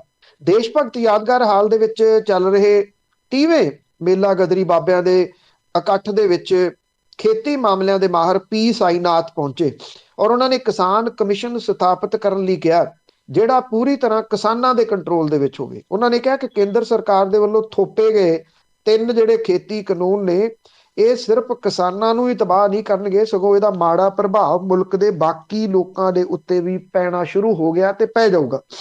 ਪੀ ਸਾਈਨਾਥ ਹੋਰਾਂ ਨੇ ਆਰਥਿਕ ਨਾ ਬਰਾਬਰੀ ਦੇ ਅੰਕੜੇ ਦਿੰਦਿਆਂ ਕਿਸਾਨਾਂ ਦੀ ਹਾਲਤ ਬਿਆਨ ਕੀਤੀ ਉਹਨਾਂ ਨੇ ਇਹ ਗੱਲ ਕਹੀ ਕਿ ਨਵੇਂ ਕਾਨੂੰਨ ਪਹਿਲਾਂ ਹੀ ਤਬਾਹ ਹੋ ਰਹੀ ਕਿਸਾਨੀ ਨੂੰ ਮੂਲੋਂ ਖਤਮ ਕਰਨ ਵਾਲੇ ਨੇ, ਤੇ ਜਿਹੜਾ ਕਿਸਾਨ ਅੰਦੋਲਨ ਦੁਨੀਆ ਦਾ ਸਭ ਤੋਂ ਵੱਡਾ ਸ਼ਾਂਤਮਈ ਅੰਦੋਲਨ ਹੈ, ਜਿਹਦੇ ਵਿੱਚ ਕਿਸਾਨ ਸਾਡੇ ਸਾਰਿਆਂ ਦੀ ਲੜਾਈ ਲੜ ਰਹੇ ਨੇ।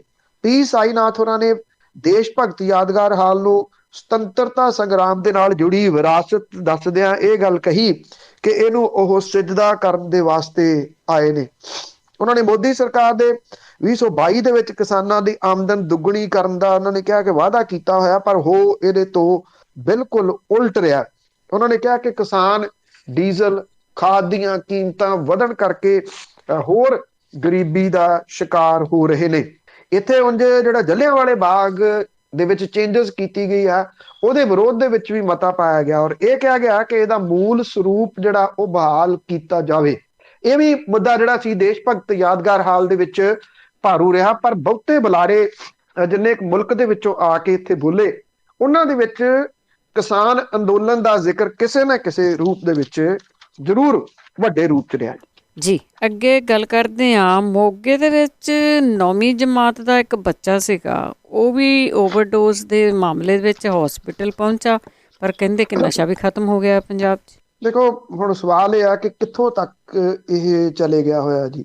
ਬਹੁਤ ਫਿਕਰਮੰਦੀ ਵਾਲੀ ਜਿਹੜੀ ਉਹ ਗੱਲ ਹੈ ਕਿ ਕਰੂਜ਼ ਮਾਮਲੇ ਤੁਸੀਂ ਲੈ ਲਓ, ਜਾਂ ਉਦੋਂ ਵੀ ਇੱਥੇ ਬਹਿਸ ਜਿਹੜੀ ਸੀ ਮੁਲਕ ਭਰ ਦੇ ਵਿੱਚ, ਉਹਦੇ ਵਿੱਚ ਮੈਂ ਵੀ ਇਹ ਗੱਲ ਜਿਹੜੀ ਕਹੀ ਸੀ ਵੀ ਤੁਸੀਂ ਤਾਂ ਅੱਜ ਰੌਲਾ ਪਾ ਰਹੇ ਹੋ, ਅਸੀਂ ਤਾਂ ਇੱਕ ਜਨਰੇਸ਼ਨ ਗਵਾ ਚੁੱਕੇ ਹੋਏ ਹਾਂ, ਸਾਡੀ ਤਾਂ ਇੱਕ ਜਨਰੇਸ਼ਨ ਜਿਹੜੀ ਆ ਉਹ ਇਹਦੇ ਵਿੱਚ ਖੱਪ ਗਈ ਹੋਈ ਆ। ਪਰ ਬਦਕਿਸਮਤੀ ਇਹ ਆ ਕਿ ਜਿਹੜੇ ਪੰਜਾਬੀ ਭਾਈਚਾਰਾ ਹੈ ਉਹ ਅਜੇ ਵੀ ਇਸ ਮਸਲੇ ਦੇ ਉੱਤੇ ਕੁਝ ਵੀ ਸੀਰੀਅਸ ਹੋ ਕੇ ਸੋਚਣ ਨੂੰ ਤਿਆਰ ਨਹੀਂ ਗਾ ਜੀ। ਚਾਹੇ ਉਹ ਇੱਥੇ ਬੈਠਾ ਪੰਜਾਬ 'ਚ, ਚਾਹੇ ਉਹ ਵਿਦੇਸ਼ਾਂ ਦੇ ਵਿੱਚ ਬੈਠਾ, ਉਹ ਇਹ ਉਡੀਕਦਾ ਕਿ ਅਜੇ ਮੇਰਾ ਘਰ ਸੁਰੱਖਿਅਤ ਆ, ਮੈਨੂੰ ਕੀ ਲੋੜ ਆ ਬੋਲਣ ਦੀ। ਮੋਗੇ ਦੇ ਵਿੱਚ 9ਵੀਂ ਜਮਾਤ ਦਾ ਇੱਕ ਜਿਹੜਾ ਸਟੂਡੈਂਟ ਆ, ਉਹ ਨਸ਼ੇ ਦੀ ਓਵਰਡੋਜ਼ ਕਰਕੇ ਉਹਦੀ ਹਾਲਤ ਵਿਗੜ ਗਈ, ਉਹਨੂੰ ਸਿਵਲ ਹਸਪੀਟਲ ਦੇ ਵਿੱਚ ਦਾਖਲ ਕਰਵਾਇਆ ਗਿਆ। ਇਹਦੇ ਦੌਰਾਨ ਪੀੜਤ ਬੱਚੇ ਨੇ ਚਿੱਟਾ ਵੇਚਣ ਵਾਲਿਆਂ ਦੇ ਨਾਵਾਂ ਦਾ ਖੁਲਾਸਾ ਕੀਤਾ। ਡੀਐਸਪੀ ਬਾਘਾ ਪੁਰਾਣਾ ਦੇ ਥਾਣਾ ਮੁਖੀ ਨੇ ਬੱਚੇ ਦੇ ਕੋਲੋਂ, ਜਿਨ੍ਹਾਂ ਲੋਕਾਂ ਦੇ ਬੱਚੇ ਨੇ ਨਾਂ ਲਏ ਆ, ਇਹ ਕਿਹਾ ਕਿ ਉਹਨਾਂ ਦੇ ਬਾਰੇ ਪੁਲਿਸ ਪੜਤਾਲ ਕਰ ਰਹੀ ਆ। ਬੱਚੇ ਵੱਲੋਂ ਨਸ਼ਾ ਕਰਨਾ ਪਰਿਵਾਰ ਦੀ ਅਣਦੇਖੀ ਦਾ ਇੱਕ ਕਾਰਨ ਵੀ ਦੱਸਿਆ ਜਿਹੜਾ ਉਹ ਜਾ ਰਿਹਾ। ਕਿਹਾ ਜਾ ਰਿਹਾ ਕਿ 1 ਮਹੀਨੇ ਤੋਂ ਕਿਸੇ ਡੇਰੇ ਦੇ ਉੱਤੇ ਚਲੇ ਗਿਆ ਸੀ। ਉੱਥੇ ਬੱਚੇ ਦਾ ਹਾਲ ਜਾਣਨ ਦੇ ਵਾਸਤੇ ਹੁਣ ਜ਼ਰੂਰ ਜਿਹੜੇ ਉਹ ਲੋਕ ਪਹੁੰਚਣੇ ਸ਼ੁਰੂ ਹੋ ਗਏ। ਉੱਥੇ ਸਤਿਕਾਰ ਕਮੇਟੀ ਵਾਲੇ ਵੀ ਆ ਗਏ ਕਿ ਪਹਿਲਾਂ ਵੀ ਪਿੰਡਾਂ ਦੇ ਵਿੱਚ ਚਿੱਟੇ ਦੇ ਬਾਰੇ ਖੁਲਾਸੇ ਹੋ ਚੁੱਕੇ ਆ। ਇਹ ਕਿਹਾ ਕਿ ਜਦੋਂ ਬੱਚਾ ਖੁਦ ਨਸ਼ਾ ਤਸਕਰਾਂ ਦੇ ਨਾਂ ਲੈ ਰਿਹਾ ਤੇ ਫਿਰ ਪੁਲਿਸ ਕਾਰਵਾਈ ਕਿਉਂ ਨਹੀਂ ਕਰ ਰਹੀ। ਪੁਲਿਸ ਨੇ ਕਾਰਵਾਈ ਜਿਹੜੀ ਆ ਉਹ ਕੀ ਕਰਨੀ ਹੈ ਜੀ। ਜੇ ਪੁਲਿਸ ਨੇ ਕਾਰਵਾਈ ਕਰਨੀ ਹੁੰਦੀ ਤੇ ਮੋਗੇ ਦੇ ਨਾਲ ਲੱਗਵਾਂ ਪਿੰਡ ਨਸ਼ੇ ਦੀ ਰਾਜਧਾਨੀ ਦੇ ਵਜੋਂ ਉੱਭਰਦਾ ਨਾ, ਉਹ ਅੱਜ ਵੀ ਨਸ਼ੇ ਦੀ ਰਾਜਧਾਨੀ ਦੇ ਰੂਪ ਦੇ ਵਿੱਚ ਜਾਣਿਆ ਜਾਂਦਾ। ਕਿੰਨਾ ਕੁ ਚਿੱਟਾ ਉੱਥੇ ਵਿਕਦਾ, ਕੋਈ ਅੰਤ ਹਿਸਾਬ ਨਹੀਂ। ਮੈਂ ਜਿਵੇਂ ਕਿਹਾ ਕਿ ਜਿੰਨੀ ਦੇਰ ਤੱਕ ਮਾਪੇ ਜਿਹੜੇ ਨੇ ਉਹ ਇਹਨੂੰ ਇੱਕ ਫਿਕਰਮੰਦੀ ਦੇ ਤੌਰ ਦੇ ਉੱਤੇ ਨਹੀਂ ਲੈਂਦੇ, ਉਨੀ ਦੇਰ ਤੱਕ ਕੁਝ ਨਹੀਂ ਹੋਣਾ ਜੀ। ਇਸ ਕਰਕੇ ਕੁਝ ਨਹੀਂ ਹੋਣਾ, ਸਿਆਸੀ ਲੋਕਾਂ ਦੇ ਵਿੱਚ ਨੀਤ ਹੀ ਹੈ ਨਹੀਂ ਗੀ। ਨੀਤ ਇਸ ਕਰਕੇ ਨਹੀਂ ਹੈਗੀ, ਇਹਦੇ ਵਿੱਚ ਪੈਸਾ ਬਹੁਤ ਇਨਵੋਲਵ ਹੈ, ਇਲੈਕਸ਼ਨਾਂ ਬਹੁਤ ਮਹਿੰਗੀਆਂ ਹੋ ਗਈਆਂ, ਪੁਲਿਸ ਵਾਲਿਆਂ ਦੇ ਜਿਹੜੇ ਬਲੈਕ ਸ਼ੀਪਸ ਨੇ ਉਹ ਇਹਦੇ ਵਿੱਚ ਰਲੀਆਂ ਹੋਈਆਂ ਨੇ, ਉਹ ਅੱਗੇ ਸਿਆਸਤਦਾਨਾਂ ਨੂੰ ਵੀ ਪਹੁੰਚਾਉਂਦੀਆਂ ਨੇ। ਜਿਹੜੀ ਡਰੱਗ ਦੀ ਰਿਪੋਰਟ ਪਈ ਆ, ਸਿੰਪਲ ਜਿਹਾ ਸਿੱਧਾ ਇਹ ਉਹਦੇ ਵਿੱਚ ਹੈ, ਉਹਦਾ ਕੁਝ ਅੰਸ਼ ਤਾਂ ਮੈਂ ਪੜ੍ਹੇ ਨੇ ਜੀ ਕਿ ਅੱਗੇ ਤੋਂ ਅੱਗੇ ਉਹ ਕਿੱਥੋਂ ਤੱਕ ਜਾ ਕੇ ਜੁੜੀ ਹੋਈ ਆ। ਉਹਦੇ ਚ ਸਿਆਸਤਦਾਨ ਵੀ ਨੇ, ਉਹਦੇ ਚ ਮੋਸਟ ਸੀਨੀਅਰ ਆਫੀਸਰ ਵੀ ਇਸ ਕਾਰੋਬਾਰ ਤੋਂ ਪੈਸੇ ਕਮਾਉਣ ਵਾਲਿਆਂ ਦੇ ਵਿੱਚ ਸ਼ਾਮਲ ਨੇ। ਇਸ ਕਰਕੇ ਜਦੋਂ ਇਹਦੀਆਂ ਜੜ੍ਹਾਂ ਇੰਨੀਆਂ ਡੂੰਘੀਆਂ ਹੋ ਜਾਣ ਤੇ ਫਿਰ ਐਡਾ ਸੌਖਾ ਨਹੀਂ ਹੁੰਦਾ ਕਿ ਉਹਦਾ ਲੱਕ ਤੋੜ ਦੇਣਾ ਜਾਂ ਉਹਨੂੰ ਖਤਮ ਕਰ ਦੇਣਾ। ਹਾਂ, ਇਹ ਹੋ ਸਕਦਾ ਸੀ ਜਦੋਂ 2017 ਦੇ ਵਿੱਚ ਸਰਕਾਰ ਬਣੀ ਆ, ਉਦੋਂ ਜਦੋਂ ਇੰਡੀਪੈਂਡੈਂਟ ਚਾਰਜ ਦਿੱਤਾ ਗਿਆ ਸੀਗਾ ਹਰਪ੍ਰੀਤ ਸਿੰਘ ਸਿੱਧੂ ਹੋਰਾਂ ਨੂੰ, ਉਦੋਂ ਚਾਂਸ ਸੀ। ਪਰ ਜਿਹੜਾ ਉਹ ਇੱਕ ਇੰਸਪੈਕਟਰ ਫੜਿਆ ਗਿਆ ਸੀ, ਉਹ ਤੋਂ ਅੱਗੇ ਜਿੱਥੋਂ ਤੱਕ ਚਲੇ ਗਈਆਂ ਸੀਗੀਆਂ ਕਹਾਣੀਆਂ, ਜੇ ਉਹਨਾਂ ਨੂੰ ਫੜ ਲਿਆ ਜਾਂਦਾ। ਉਹਨਾਂ ਨੂੰ ਨਹੀਂ ਫੜਿਆ ਗਿਆ।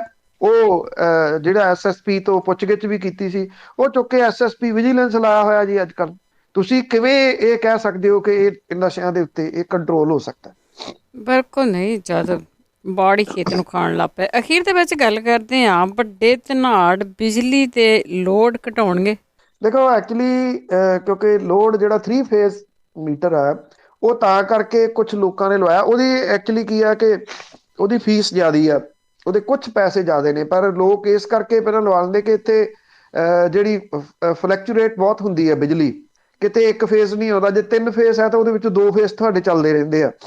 ਉਹ ਤਾਂ ਕਰਕੇ ਲੋਕਾਂ ਦੇ ਘਰਾਂ ਦੇ ਵਿੱਚ 3 ਫੇਸ ਲੱਗੇ ਆ। ਹੁਣ ਜਿਹੜੇ ਬਿਜਲੀ ਦੇ ਰੇਟ ਘਟਾਏ ਆ, ਇਹ ਇਹਨਾਂ ਨੇ 7 ਕਿਲੋਵਾਟ ਤੱਕ ਘਟਾਏ ਆ। ਇਹ ਜਿਹੜਾ 3 ਫੇਜ਼ ਮੀਟਰ ਆ ਜੀ, ਇਹ 7 ਕਿਲੋਵਾਟ ਤੋਂ ਅੱਪ ਜਾਂਦਾ। ਜਿਹੜੀ 3 ਰੁਪਏ ਬਿਜਲੀ ਸਸਤੀ ਹੋਈ ਆ, ਇਹ 3 ਫੇਜ਼ ਵਾਲਿਆਂ ਦੀ ਨਹੀਂ ਹੋਣੀ, ਭਾਵ ਕਿ ਜਿਨ੍ਹਾਂ ਦੇ 7 ਕਿਲੋਵਾਟ ਤੋਂ ਉੱਪਰ ਆ ਉਹਨਾਂ ਨੂੰ ਇਹਦਾ ਕੁਝ ਨਹੀਂ ਲਾਹਾ ਹੋ ਸਕਣਾ। ਹੁਣ ਇਹ ਕਿਹਾ ਜਾ ਰਿਹਾ ਕਿ ਵੱਧ ਲੋਡ ਵਾਲੇ ਬਿਜਲੀ ਕਨੈਕਸ਼ਨ ਦੀ ਗਿਣਤੀ ਜਿਹੜੀ ਆ ਉਹ ਘਟ ਸਕਦੀ ਹੈ, ਤੇ ਇਹਦੇ ਵਿੱਚ ਪੰਜਾਬ ਦੇ ਵਿੱਚ 7 ਕਿਲੋਵਾਟ ਤੋਂ ਵੱਧ ਲੋਡ ਵਾਲੇ 3,15,000 ਘਰੇਲੂ ਖਪਤਕਾਰ ਨੇ, ਜਿਨ੍ਹਾਂ ਦੇ ਵਿੱਚੋਂ 2,95,000 ਸ਼ਹਿਰੀ ਖੇਤਰ ਤੇ 20,000 ਪੇਂਡੂ ਖੇਤਰ ਦੇ ਖਪਤਕਾਰ ਨੇ। ਪੰਜਾਬ ਦੇ ਵਿੱਚ 71 ਲੱਖ ਯੂਜ਼ਰ ਨੇ, ਜਿਨ੍ਹਾਂ ਦੇ ਵਿੱਚੋਂ 7 ਕਿਲੋਵਾਟ ਤੱਕ ਦੇ ਲੋਡ ਵਾਲੇ 67,92,000 ਯੂਜ਼ਰ ਨੇ। 7 ਕਿਲੋਵਾਟ ਤੱਕ ਲੋਡ ਵਾਲੇ ਜਿਹੜੇ ਯੂਜ਼ਰ ਨੇ ਉਹਨਾਂ ਨੂੰ ਸਸਤੀ ਬਿਜਲੀ ਮਿਲੂਗੀ, ਪਰ ਜਿਹੜੇ ਬਾਕੀ 7 ਕਿਲੋਵਾਟ ਤੋਂ ਵੱਧ ਲੋਡ ਵਾਲੇ ਨੇ 3,15,000, ਉਹ ਵੀ ਹੁਣ ਆਪਣਾ ਬਿਜਲੀ ਲੋਡ ਘਟਾਉਣ ਲਈ ਹੱਥ ਪੈਰ ਮਾਰਨਗੇ ਤਾਂ ਕਿ ਸਸਤੀ ਬਿਜਲੀ ਦੇ ਦਾਇਰੇ ਦੇ ਵਿੱਚ ਆ ਸਕਣ। ਐਕਸਪਰਟ ਇਹ ਕਹਿੰਦੇ ਆ ਕਿ ਜਿਨ੍ਹਾਂ ਖਪਤਕਾਰਾਂ ਦਾ ਲੋਡ 7 ਕਿਲੋਵਾਟ ਲੋਡ ਤੋਂ ਥੋੜਾ ਬਹੁਤਾ ਜ਼ਿਆਦਾ, ਉਹ ਜ਼ਰੂਰ ਹੁਣ ਪਾਵਰਕਾਮ ਦੇ ਦਫ਼ਤਰਾਂ ਦੇ ਵਿੱਚ ਲੋਡ ਘਟਾਉਣ ਲਈ ਦਰਖਾਸਤਾਂ ਦੇਣਗੇ, ਨਵੇਂ ਘਰੇਲੂ ਬਿਜਲੀ ਕਨੈਕਸ਼ਨ ਲੱਗਣਗੇ। ਉਹਨਾਂ ਖਪਤਕਾਰਾਂ ਦੀ ਕੋਸ਼ਿਸ਼ ਵੀ ਇਹ ਰਹੂਗੀ ਕਿ ਬਿਜਲੀ ਲੋਡ 7 ਕਿਲੋਵਾਟ ਤੋਂ ਕਿਸੇ ਸੂਰਤ ਦੇ ਵਿੱਚ ਵਧੇ ਨਾ। ਜਿਹੜੇ ਵੱਡੇ ਖਪਤਕਾਰਾਂ ਨੇ ਬਿਜਲੀ ਲੋਡ ਘਟਾਉਣਾ ਸ਼ੁਰੂ ਕਰਤਾ ਤਾਂ ਉਹਦੇ ਨਾਲ ਪੰਜਾਬ ਸਰਕਾਰ ਦੇ ਖਜ਼ਾਨੇ ਤੇ ਸਬਸਿਡੀ ਦਾ ਬੋਝ ਹੋਰ ਵਧੂਗਾ। ਪੰਜਾਬ ਸਰਕਾਰ ਨੇ 2016 ਦੇ ਵਿੱਚ ਗਰੀਬ ਲੋਕਾਂ ਦੇ 200 ਯੂਨਿਟ ਮਾਫ ਕੀਤੇ ਜਾਣ ਦੇ ਕਰੀਬ 137 ਕਰੋੜ ਦੀ ਪੈਸਾ ਪਾਵਰਕਾਮ ਨੂੰ ਅਜੇ ਤੱਕ ਨਹੀਂ ਦਿੱਤਾ। ਸਰਕਾਰ ਕਹਿੰਦੀ ਹੈ ਕਿ ਉਹਨਾਂ ਕੋਲੇ ਪੈਸਾ ਹੈ ਨਹੀਂ।